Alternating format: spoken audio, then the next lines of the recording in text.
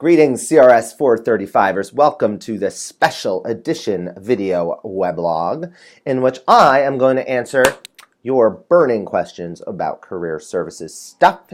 So I'm coming to you not necessarily as an adjunct professor, but as a career services counselor at the School of Information Studies to answer your questions. So first we start off with Danielle, who asks, what are some other search engines besides Indeed.com to search for available jobs or internships? Well, that's a great question.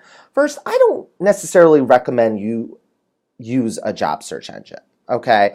And the reason for that is job search engines such as Indeed.com or Monster.com, they have a lot of garbage out there. They have a lot of broken links. Sometimes they have scams. Sometimes they just have really outdated positions that aren't necessarily the most recent for you to apply for.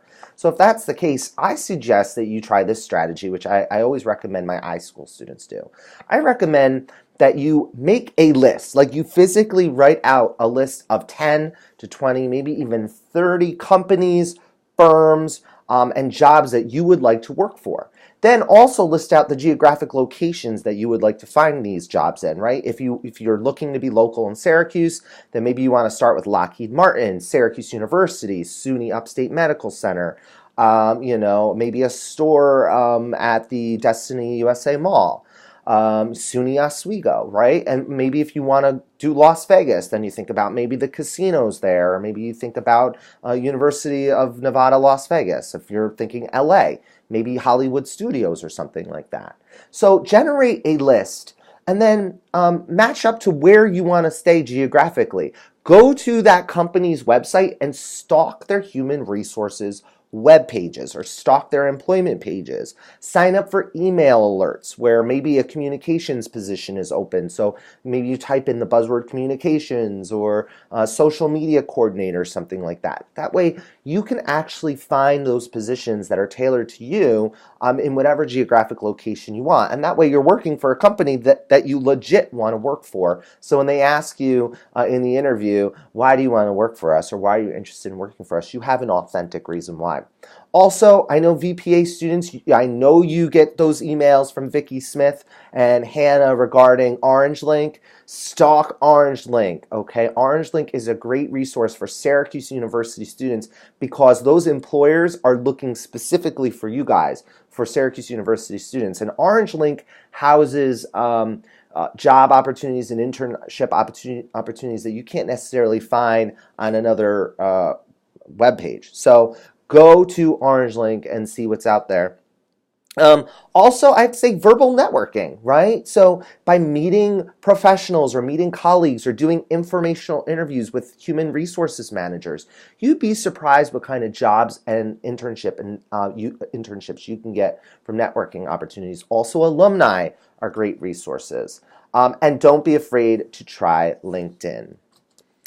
Leah asks, what is the importance of having a cover letter? Well, it's pretty obvious to me, at least, that the cover letter is your pitch. It's your sales pitch to the recruiter, to the employer, to that department or firm that you want to work for, and explaining why you are the best person for that position at that time and why you're interested in working for that place. So, that cover letter is ultimately incredibly important for you to try and persuade the recruiter to get them to look at your resume.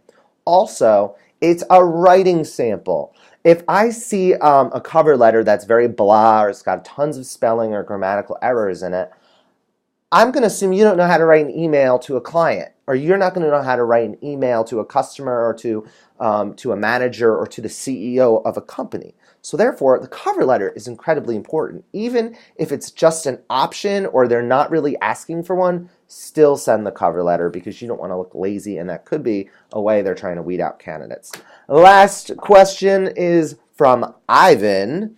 And he says, what questions should I ask the interviewer? So I think what Ivan means there is at the end of every job interview, you are supposed to ask the interviewer questions to show your interest. If you don't ask any questions, you've now ruined your chance. You want to still end the interview on that positive note by showing your interest. So one of the questions I like to ask the interviewee or interviewer is, what do you love most about working here?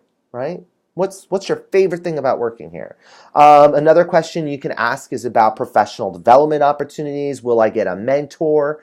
Maybe you can ask about performance evaluations or performance reviews. Another great question to ask, and this is always a little odd, if the interviewer or the employer doesn't say in the beginning of the interview how the position became available.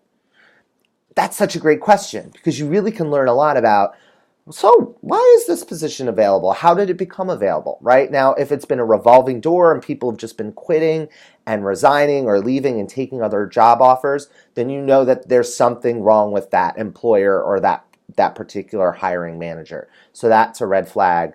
Also, you want to know, did the person get fired? Did they retire? Did they take another offer? And what's the reason behind that? Another great question is to ask how employees interact outside of the office, right? Do you guys go out for bowling? Do you guys do, professional development opportunities outside of the office? Do you guys have holiday parties or something like that? It's always good to showcase that you're willing to be a team player, not only in the office, but outside of the office. And the best question, please don't leave an interview without asking this. What is the timeline for the decision-making process after I leave this interview today? So they will tell you, okay, so please give us 2 to 3 weeks to make our decision. Then after 2 to 3 weeks, if you haven't heard anything, you can indeed follow up with that employer. So ladies and gentlemen, I've taken 6 minutes and 40 seconds of your time. That's enough questions for today. Sayonara, have a lovely weekend, stay out of trouble, and I will see you guys soon.